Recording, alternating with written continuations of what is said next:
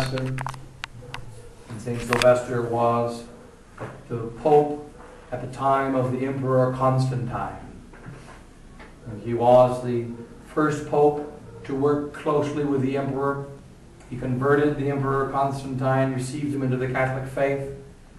Constantine was the famous emperor who lived back in the year 300 and 312 A.D. He fought a battle called the Battle of Milvian Bridge, and in this battle he received a miraculous victory by the sign of the cross. He was still a pagan at the time, though his mother, St. Helena, was a Catholic. He was a pagan and had no interest in the Catholic faith because he was going to be another Roman pagan emperor. But the night before the Battle of Milvian Bridge, when he was fighting for his right to be an emperor, an angel appeared to him. In fact, rather, Christ himself appeared to him and said, "See this sign in the heavens." And it was the sign of the cross. And Jesus Christ said to Constantine, "In hoc signo vinces," in this sign you shall conquer. And there appeared a cross in the sky. And that cross was seen by Constantine and by all of the soldiers. And it's interesting to note about this cross is that it is the cross which is shaped like the letter X with a P on top of it, so that it is a symbol of the cross and Jesus Christ hanging upon the cross. It is not a bare cross, a cross without Christ, but it is very much the Christ hanging upon the cross. And when Constantine saw this symbol of Christ hanging upon the cross, he painted this symbol on his shield.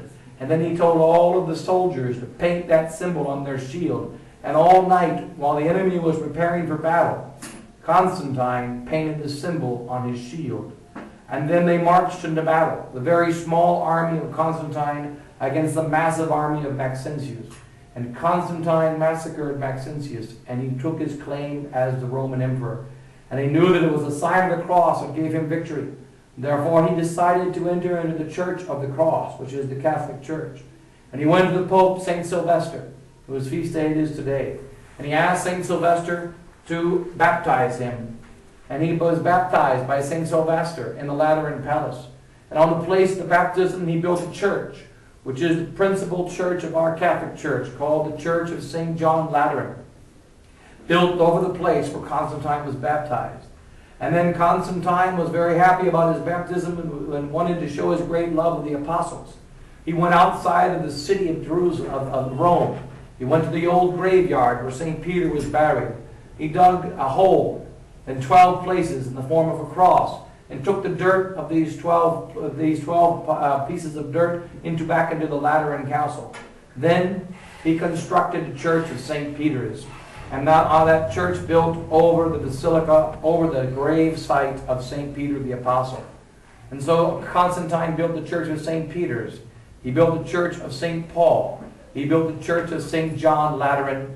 And these churches are the three principal churches of the Catholic Church, built by an emperor who was converted by St. Sylvester.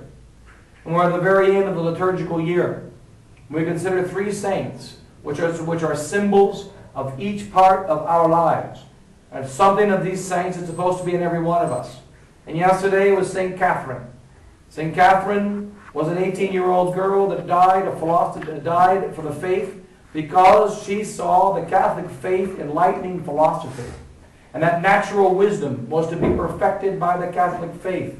And she stood up in front of the emperor, and standing in front of the emperor, she rebuked him for killing the Catholics. And she said, "My faith is the true faith, the faith of Jesus Christ." The emperor could not defeat her. He called together all of the great wise pagans of Rome from all over the empire to defeat in argument Catherine, the 17-year-old girl. And she spoke so boldly and clearly and profoundly about the faith that these men all converted to the Catholic faith, or rather most of them converted to the Catholic faith. And then they were martyred along with Catherine. And so that St. Catherine is a reminder to us as we reach the end of the liturgical year that our philosophy and our business and our normal daily life must be filled with the faith.